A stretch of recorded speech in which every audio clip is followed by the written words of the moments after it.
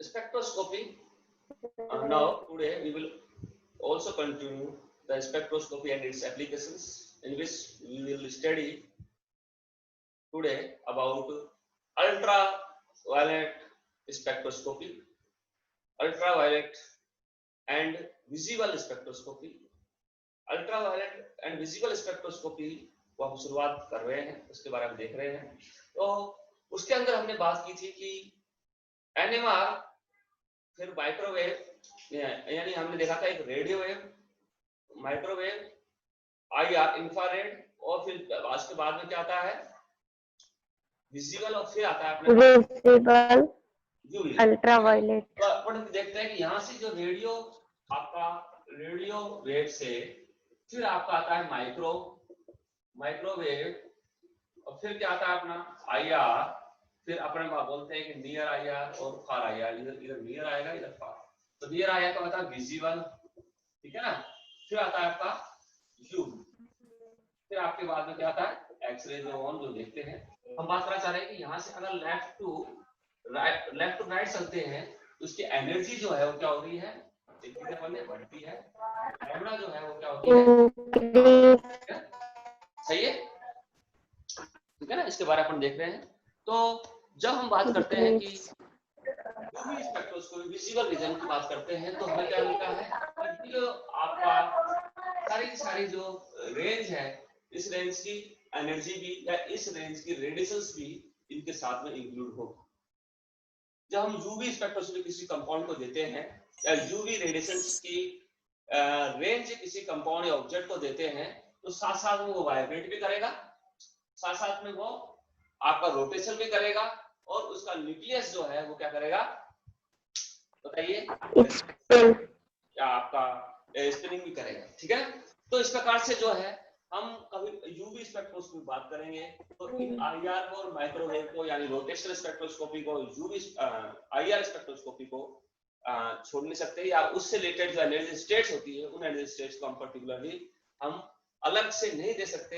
इसके लिए हम क्या करते हैं कि दो एनर्जी लेवल या को करते हैं। एक होता है electronic ground state, electronic range state आ जाएगा, energy state, ground electronic energy state को देखेंगे, फिर एक्साइटेड इलेक्ट्रॉनिक एनर्जी स्टेट को देखेंगे। तो इस प्रकार से जो ग्राउंड स्टेट में जो एनर्जी लेवल होगा वो भी पर्टिकुलर सब एनर्जी लेवल्स में डिवाइड होगा, और वो सब एनर्जी लेवल्स क्या होंगे पर्टिकुलरली आईआर और रोटेशनल से रिलेटेड होंगे, ठीक है ना।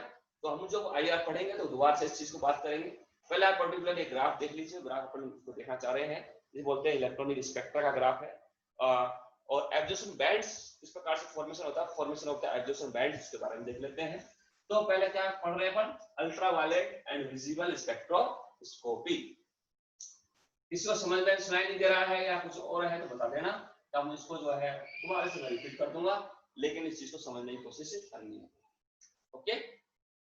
चलिए, तो आपने देखा था अभी थोड़ी देर पहले, इसके बाद में एक ग्राफ अपन लोड करते हैं। ग्राफ के अंदर जो है दो चीजें देखेंगे, यहाँ पे एनर्जी है, एनर्जी के बारे में बात करेंगे, और जो एनर्जी के बाद में नीचे जो है अपन उसकी जो रेंज है या फिर उसके डायनेमिक मॉलिक्यूल्स हैं उसके बारे में अपन देखेंगे, एनर्जी पर्टिकुलरली देखने को मिल रही है। और यहाँ पे जो है उस लेवल के स्पेक्ट्रा का अपन देखते हैं, यहाँ डायटोमिक लेंथ होगी या न्यूक्लियर डायटोमिक लेंथ ही हो सकता है, डायटोमिक के लिए देखना चाह रहे हैं।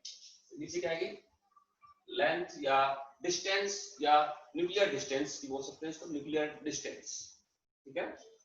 आगे तो ये प्रकार का इलेक्ट्रॉनिक इस प्रकार से हो गया। दूसरा हम देखते हैं इस प्रकार से, दूसरा जो है इस प्रकार से, थोड़ा सा इसको कर्व को सीधा लेते हैं, ठीक है।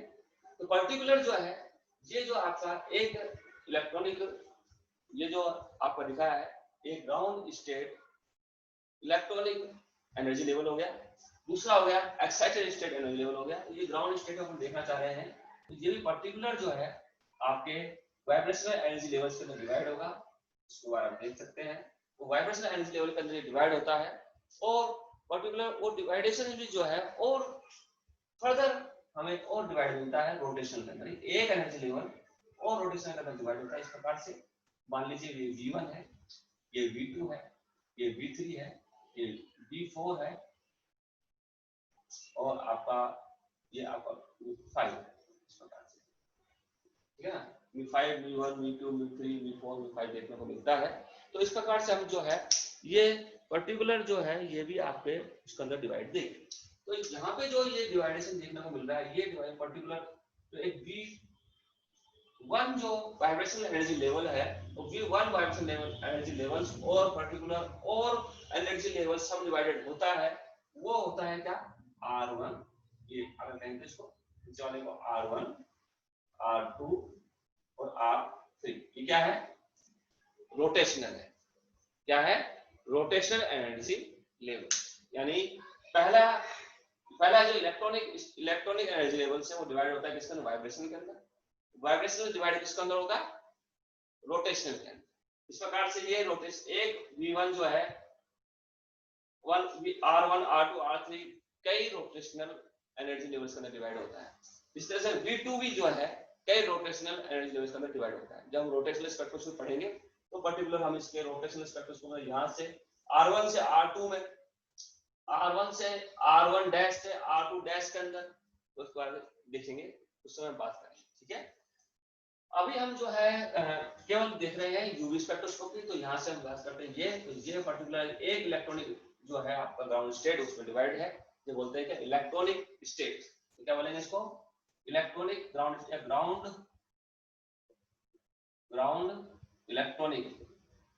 इलेक्ट्रॉनिक स्टेट है। इस पूरे जो आपका जो था एक को पूरे को क्या माना गया, ग्राउंड इलेक्ट्रॉनिक स्टेट। दूसरा जो है एक्साइटेड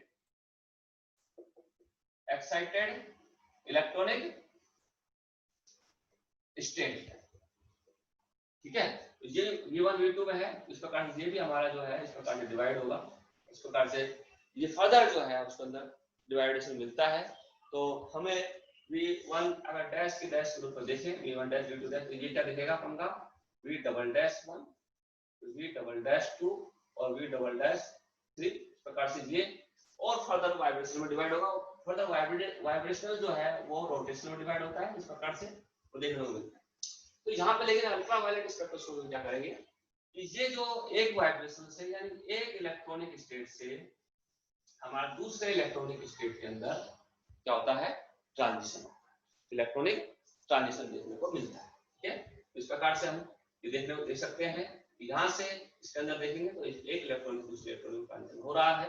वो ट्रांजिशन पर्टिकुलर ट्रांजिशन किससे किसमें होगा, वो हम जब फ्रैंक कंडर प्रिंसिपल के बारे में देखेंगे, वो फ्रैंक कंडर प्रिंसिपल देखेंगे, उसके उस समय थोड़ा सा और इस डायग्राम को क्लियर करेंगे। अभी हम पर्टिकुलर बात कर रहे हैं कि यहाँ से यहाँ तक जाएगा, तो ये जो कहलाता है हमारा क्या, इलेक्ट्रॉनिक ट्रांजिशन। इलेक्ट्रॉनिक ट्रांजिशन किसमें होगा, एक इलेक्ट्रॉनिक स्टेट से दूसरे में। ये इलेक्ट्रॉनिक ट्रांजिशन क्या होते हैं वो देखिए कि पर्टिकुलर हम लोग कैसे बात करते हैं कि मान लीजिए C डबल बॉन्ड C का कोई कंपाउंड है, इस प्रकार से हमको देखने को मिल रहा है, डबल बॉन्ड से पाया जाता है। तो डबल बॉन्ड जो है दिख रहा है सबको, डबल बॉन्ड जो है पाई में और पाई स्टार के अंदर दो इसके क्या होंगे एनर्जी, दो प्रकार के इसमें बॉन्ड पाए जाते हैं। क्योंकि जो अल्ट्रावायलेट विजिबल स्पेक्ट्रोस्कोपी जो है उसके अंदर बॉन्ड जो है, हमने बात करी थोड़ी देर पहले कि बॉन्डिंग इलेक्ट्रॉन्स जो है वो स्पेक्ट्रोस्कोपी में भाग लेते हैं, ठीक है ना। तो बॉन्डिंग इलेक्ट्रॉन्स जो है यूवी स्पेक्ट्रोस्कोपी भाग लेते हैं। इसलिए इसका जो पाई बॉन्ड जो है उस इस पाई बॉन्ड का एनर्जी लेवल, ठीक है ना, वो पाई बॉन्ड जो है वो पाई जो एनर्जी लेवल फर्दर किससे डिवाइड होता है, इसे कहेंगे क्या, ground state, ground electronic state. ये जो कहलाएगा वो इस पाई बॉन्ड के लिए है, ठीक है ना। वो पाई बॉन्ड दूसरे में जाएगा तो उस पाई स्टार का जो पाई स्टार जो है वो हाई लेवल एनर्जी लेवल का है, उसे बोल सकते हैं कि हाई एनर्जी का ग्राउंड स्टेट है। या फिर बोल सकते हैं कि होमो और ल्यूमो के बारे में बात करें तो ये हमारा होमो है और ये ल्यूमो है। हम जानते हैं कि इलेक्ट्रॉन्स कहां से कहां ट्रांजिशन कर रहे हैं, एक होमो से दूसरे एनर्जी लेवल के अंदर, एक होमो से ल्यूमो में जा रहे हैं। तो इस प्रकार से हमने ये देखने को मिल रहा है कि पाई से पाई स्टार में वो जा रहा है। तो ये मान लीजिए ये पाई का है तो ये किसका हो गया, पाई स्टार का हो गया। तो ऐसी कंडीशन में यहाँ से यहाँ इलेक्ट्रॉनिक ट्रांजिशन हो रहा है। तो इलेक्ट्रॉनिक ट्रांजिशन होने के कारण किस रेंज की इसने एब्जॉर्प्शन किया। जैसे पाई बॉन्ड है, पाई बॉन्ड के अंदर होता है 165 नैनोमीटर। हम नैनोमीटर में देखेंगे इसको। अल्ट्रावायलेट स्पेक्ट्रोस्कोपी का जो रेंज है लैम्बडा के रूप में निकालते हैं, और लैम्बडा हम जहाँ पे जो बात करेंगे वो नैनोमीटर की बात करेंगे। इसकी बात करेंगे, नैनोमीटर की बात करेंगे। नैनोमीटर में क्या है, 165 नैनोमीटर के अंदर जो है यहाँ पे हमें पाई बॉन्ड्स का, सिंगल पाई बॉन्ड्स का एक सिंगल पाई बॉन्ड होगा, तो 165 नैनोमीटर के ऊपर वो क्या दिखाता है, अपना एब्जॉर्बेंस दिखाता है। ठीक है ना, उस 165 नैनोमीटर का ये एब्जॉर्बेंस ये दिखाता है, उसको एनर्जी का अंदर से निकाला कर सकते हो। तो ये चीज अपने को यहाँ पर देखने को मिलती है। ठीक है, इस प्रकार से जो इलेक्ट्रॉन ट्रांजिशन होता है, वो इलेक्ट्रॉन ट्रांजिशन होने के कारण जो जिस प्रकार का एब्जॉर्बेंस हमें यहाँ देखने को मिलता है, उस एब्जॉर्बेंस को हम डिटेक्ट करते हैं।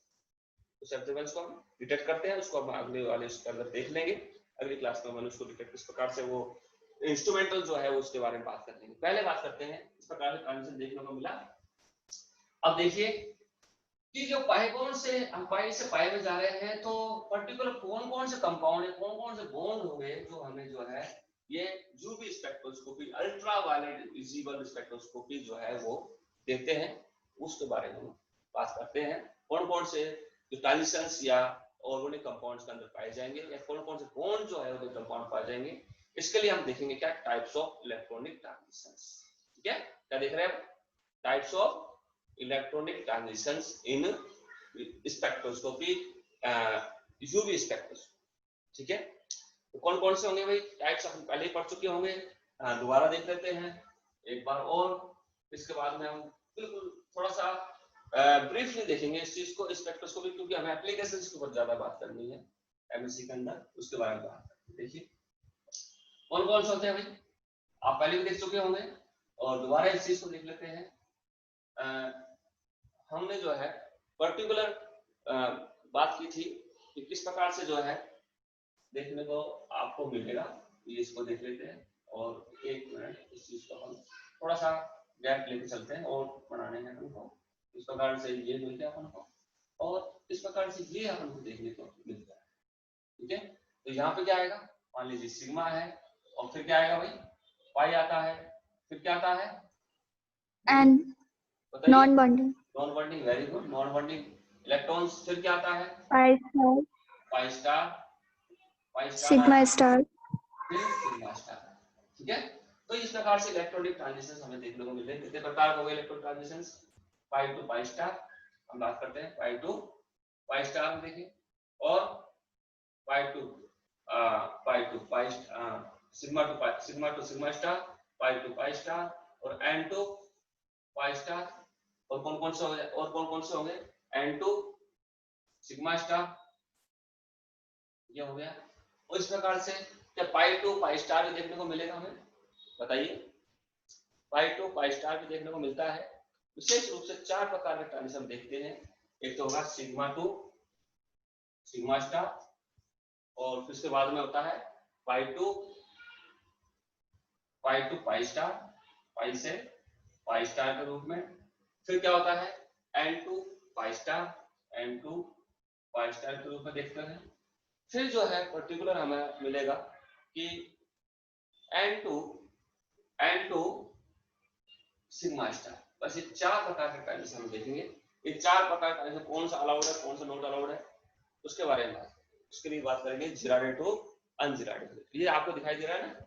इस प्रकार से ये जो चीज है, इसके अंदर भी हम वो ट्रांजिशन अलाउड ट्रांजिशन वो देखेंगे जिसमें कि अंदर लैपोर्ट सक्शन रूल अलाउड होता है, या इसमें अंदर लैपोर्ट सक्शन रूल के बारे में बात करेंगे। तो हम जानते हैं सिग्मा क्या होता है, जिराडे या अनजिराडे, और पाई स्टार क्या होता है, जिराडे अनजिराडे होता है।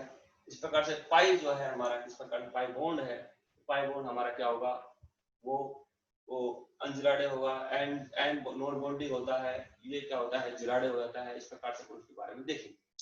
तो पहले हमें ये देखना है क्या है, ये ट्रांजिशन हमारे लिए पॉसिबल हो सकते हैं। टाइप्स ऑफ इलेक्ट्रॉनिक ट्रांजिशंस चार प्रकार के देख रहे हैं, ये इस प्रकार से, ये प्रकार नंबर एक देख रहे हैं सिग्मा टू सिग्मा स्टार। तो सिग्मा टू नंबर एक सिग्मा टू सिग्मा स्टार में कौन सा होगा बताइए मुझे, जिसमें कि केवल सिंगल बॉन्ड पाया जाता है। कौन सा पाया जाएगा, नंबर एक देख चुके हैं सिग्मा टू सिग्मा स्टार क्या होगा, इसमें क्या पाया जाएगा भाई, सिंगल बॉन्ड या फिर वन बॉन्ड, एकल bond, single bond, single bond इसके अंदर मिलता है। ठीक है, इसी प्रकार से पाई टू पाई स्टार किसमें पाया जाएगा, आप जानते हो, चलिए देख लेते हैं इसको। पाई टू पाई स्टार किसमें होगा, जिसमें कि पाई बॉन्ड्स पाए जाते हैं। ठीक है, और पाई टू, और दूसरा क्या है, एन टू पाई स्टार किसमें पाया जाएगा, जिसके अंदर इस प्रकार से कार्बोनाइल ग्रुप्स है, इसमें पाई बॉन्ड्स भी है और नॉन बॉन्डिंग इलेक्ट्रॉन्स भी, पाई बॉन्ड्स भी है और नॉन बॉन्डिंग इलेक्ट्रॉन्स भी उसमें पाया जाएगा। और n to pi star, n to pi star इसका मतलब अल्कोहल है, सिंगल बॉन्ड है और लेकिन नॉन बॉन्डिंग इलेक्ट्रॉन्स भी है, उसमें ये पाया है। ठीक है ना, इस प्रकार से इलेक्ट्रॉनिक ट्रांजिशन आपने पहले भी देख रखा होगा, हम इसको ज्यादा डीप में नहीं जाएंगे, ज्यादा इसके एग्जांपल अपन नहीं देखते हैं, तो ये चीज के बारे में बात करते हैं। हम देखा ये बॉन्डिंग है, ये बॉन्डिंग पैटर्न क्या होते हैं, और ये आपके नॉन बॉन्डिंग है, और ये एंटी बॉन्डिंग पैटर्न्स की अपन को देखने को मिलती है, इसके बारे में अपन ने देख लिया था। तो ये सब चीजें जो है बहुत एग्जांपल्स अपन और देख लेंगे, एग्जांपल्स की कमी नहीं है, लेकिन फिर भी जो है अपन सिंगल बॉन्ड के बारे में बात करें, यहाँ पे डबल बॉन्ड के बारे में बात करें, यहाँ पे डबल बॉन्ड भी होगा और कार्बोनाइल ग्रुप्स भी बोल सकते हैं, कार्बोनाइल ग्रुप्स यहाँ पे आ जाएंगे, इस प्रकार से हम देख सकते हैं। कार्बोनाइल ग्रुप्स को अपन यहाँ पे देखना चाहें तो कार्बोनाइल ग्रुप्स के लिए पाई बॉन्ड भी है और नॉन बॉन्डिंग इलेक्ट्रॉन्स भी है। और जहाँ पे कौन से आएंगे, जिसमें आएंगे ओ है, जिसमें कि इस प्रकार के ग्रुप्स हो जो सिंगल बॉन्डेड हो, इस प्रकार से अल्कोहलिक है, ईथर है, जब इसका नॉन बॉन्डिंग तो हो लेकिन इसमें क्या पाया जा रहा हो, सिंगल बॉन्ड पाया जाता है। ये पर्टिकुलर हम पहले पढ़ चुके हैं, इसलिए अपन इसको थोड़ा सा जो है फास्ट देख करके फिर आगे चलते हैं, सीधा ही हम बात करेंगे अब इसके बारे में कि जो ट्रांजिशंस होते हैं या फिर वो कौन कौन से कंपाउंड होते हैं, उस कंपाउंड के बारे में बात करेंगे। और कॉन्सेप्ट यहाँ पे जो है दो तरह के कॉन्सेप्ट अपन देखते हैं, कौन कौन से, एक तो क्रोमोफोर और एक होता है, बताइए, एक होता है क्रोमोफोर, एक होता है ऑक्सोक्रोम। फ्रेंड्स, हाँ जी, आया समझ में ये? Yes sir. तो इसमें जो है ये अपन ने फास्ट इसलिए देख रहे हैं कि अपन ये पढ़ चुके हैं पर्टिकुलर, और अपन सीधा अपने उस पर चलना है, एप्लीकेशंस पार्ट पे, जिसमें कि ये काम में आती है, स्पेक्ट्रोस्कोपी, उसके बारे में देखेंगे। तो दो प्रकार के दो चीजें और देख लेते हैं, तो है क्रोमोफोर और ऑक्सोक्रोम्स। ठीक है, तो क्रोमोफोर क्या होते हैं बताइए मुझे जल्दी से, क्रोमोफोर्स क्या होते हैं? अनसैचुरेटेड ग्रुप होंगे ना, अनसैचुरेटेड, वेरी गुड। और बताए क्रोमोफोर्स,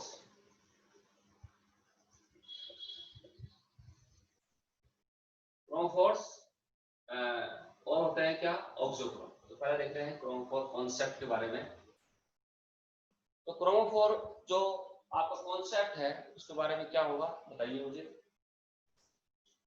क्या होते हैं क्रोमोफोर्स? इसमें क्या होगा, अनसैचुरेशन पाया जाता हो, अनसैचुरेटेड कंपाउंड्स एंड ग्रुप्स और एटम्स।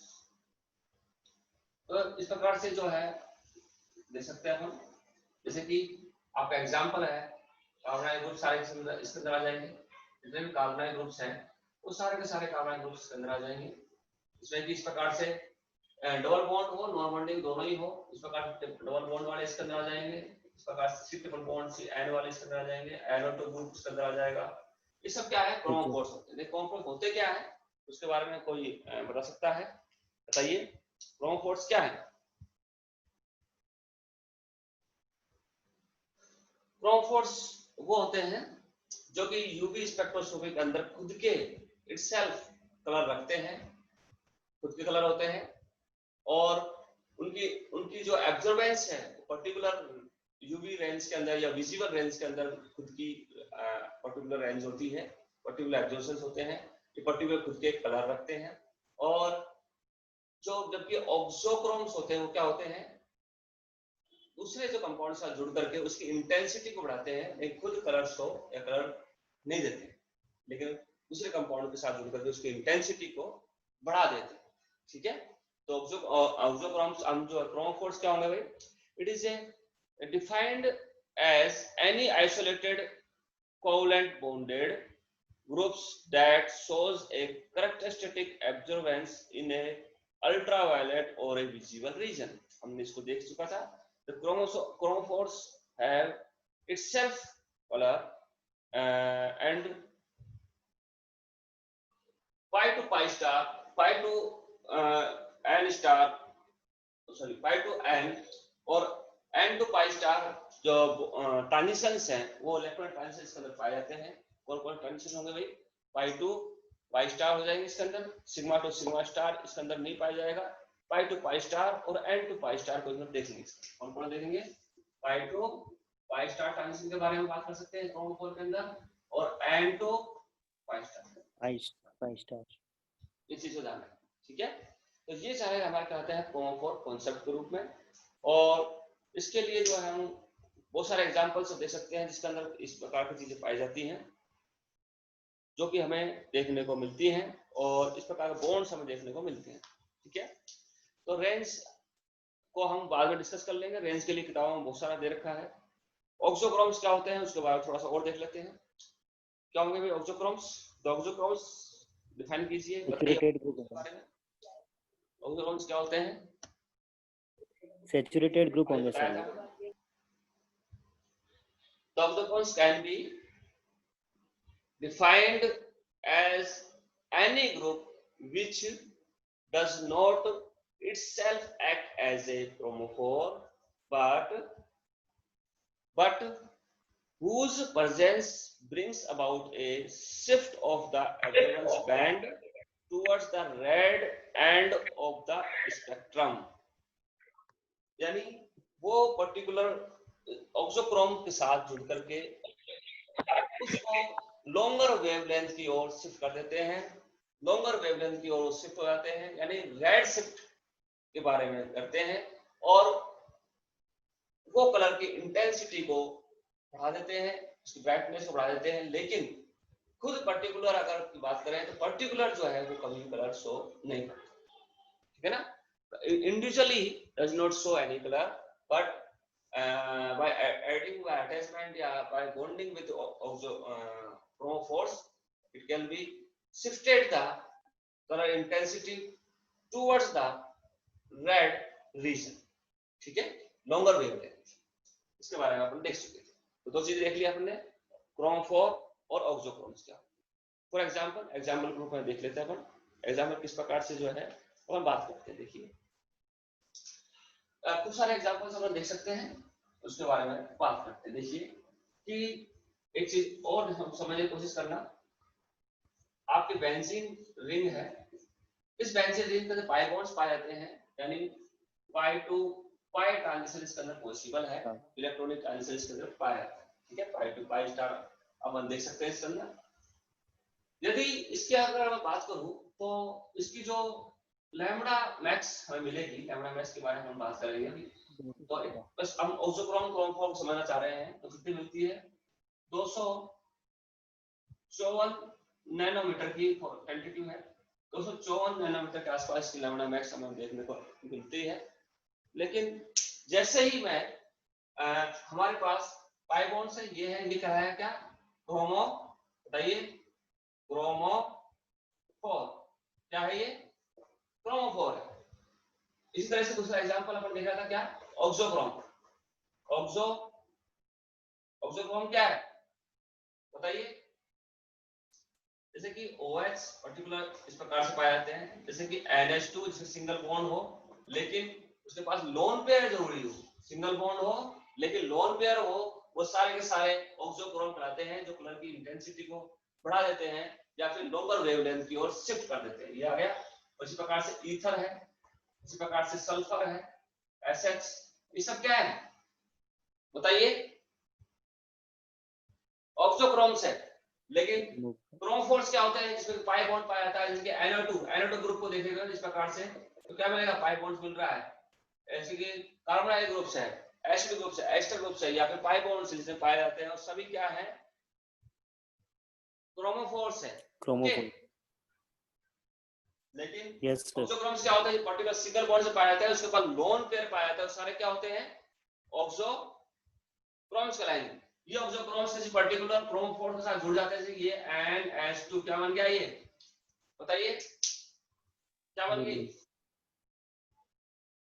बेंजीन के साथ में NH2 जोड़ते क्या मिलता है, एनिलीन है ना, जोर से बोलो, एनिलीन सर। हाँ वेरी गुड।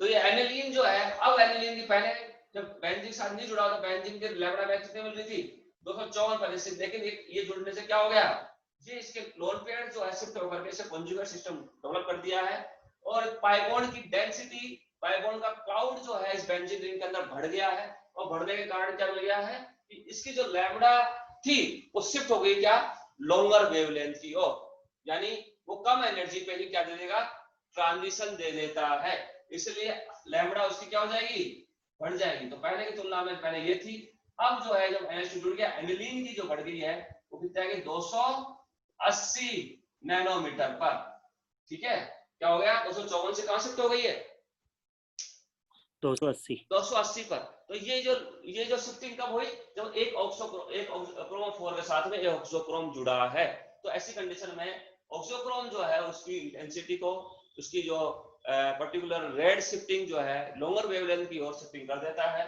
जबकि क्रोम 4 इटसेल्फ खुद का एक कलर रखता है, लेकिन ऑक्सोक्रोम खुद का इटसेल्फ कोई भी कलर नहीं, इंडिविजुअली कोई कलर नहीं रखता, लेकिन दूसरे के साथ जुड़ करके उसकी इंटेंसिटी को या उसकी जो लैम्डा मैक्स को बढ़ा देता है लॉन्गर शिफ्ट की वजह से, बोलते हैं क्या, red shift. Okay thank you, आज के लिए इतना ही देखेंगे, थोड़ा बहुत पढ़ेंगे उसके बाद में देखेंगे, ठीक है।